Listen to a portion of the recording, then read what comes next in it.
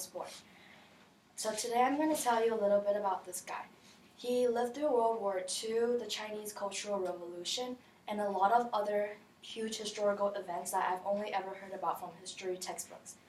So far my description is probably more in line with most of your mental images of your grandparents, but this man was actually my dad. So growing up, it always felt very strange to me that my dad was a lot older than a lot of my friends' grandparents. And being a 70 to 80-year-old man, it shouldn't come as a shock that he really struggled with technology. But sadly, he always expected me to have all the answers to his questions about electronics when I'm growing up. And for example, when I was 8, he told me to fix our malfunctioning printer. So the little 8-year-old me set out to open up the printer cover, check the ink cartridges, check the cables, and did everything I could, but nothing.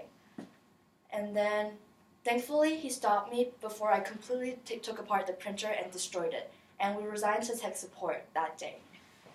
And then 7 years later, when my dad was trying to print out a chicken recipe, an error message appeared on that same very printer again.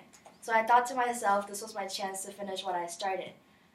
So this time, with being older and having more experience with things, I turned to Google, my friends, and checked the user manual, and I finally fixed that printer.